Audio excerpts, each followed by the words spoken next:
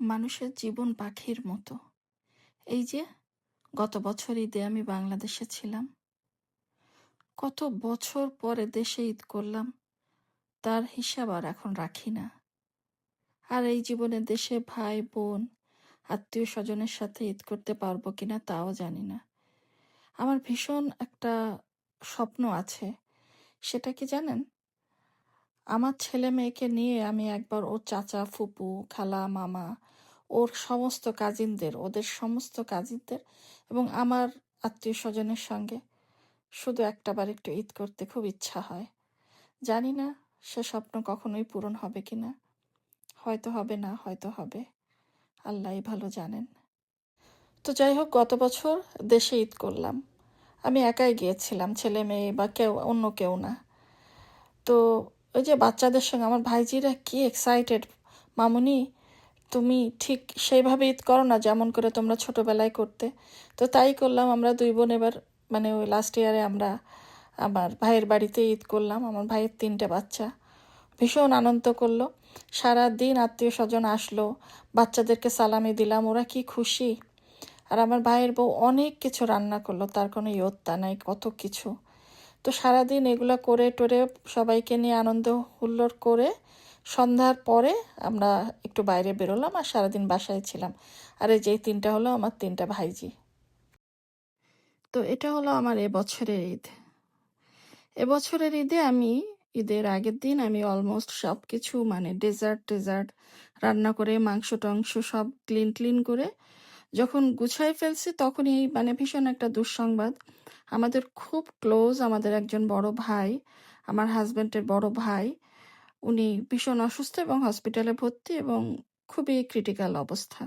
তো তখনই আমি সিদ্ধান্ত নিলাম আসলে এবার আর আমরা বাসায় কিছু রান্না বান্না করব না, যেখানে যতটুকু করেছি ওগুলো জাস্ট ফ্রিজ করে ফেললাম।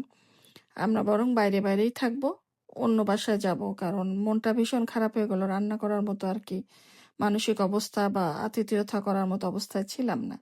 তো সকালবেলা উঠে নামাজ পড়ে প্রথমেই আমরা গেলাম আরফার ভাবির বাসা।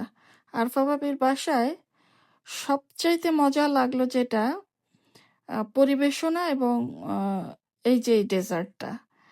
আর যেগুলো আমি পজ করে দেখাবো বুঝবেন সেই বাসায় সেই খাবারগুলো আমার দৃষ্টি কেড়েছে আর কি। তো আর আরফা ভাবির মেয়েটা এত লক্ষ্মী, এত হেল্প করে মাকে। আর এই ফালুদাটা ছিল অসাধারণ আরফা ভাবির। বিফ ছিল, বিফ চিলি ছিল এটা, এটাও ভীষণ, আসলে সবই ভালো হয়েছে। তারপরেও যদি আলাদা করে একটা দুটো বলতে হয় তো ওগুলাই আমি সেটাই বললাম। এরপরে গেলাম সুম্মির বাসায়।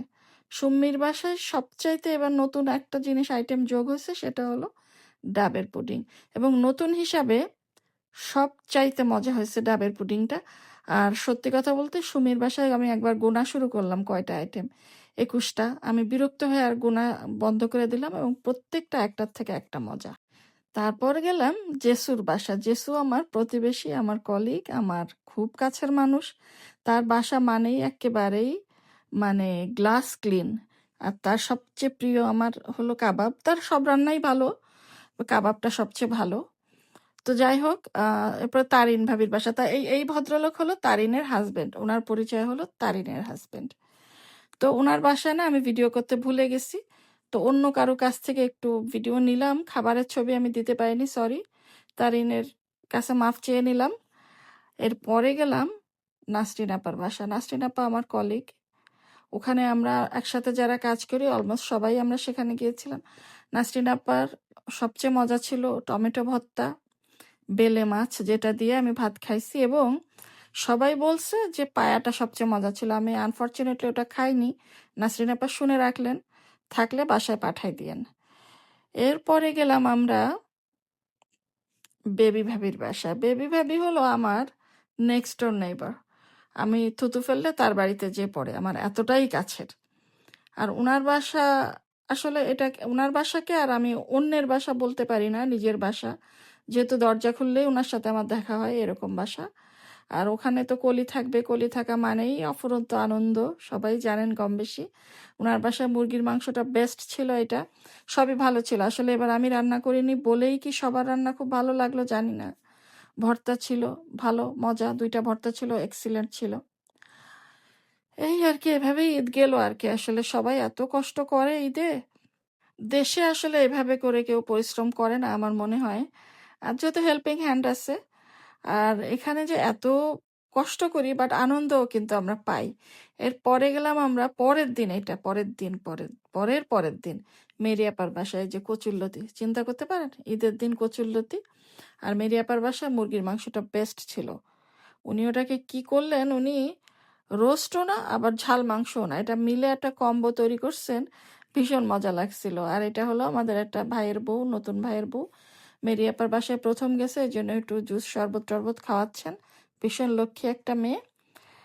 আর এই তো আমার ঈদ এভাবেই কাটলো, পান দিয়ে শেষ করি, গল্প শেষ করছি আর কি। সবাই ভালো থাকবেন, দোয়া করবেন। আর সবাইকে ঈদ মোবারক। আসসালামু আলাইকুম।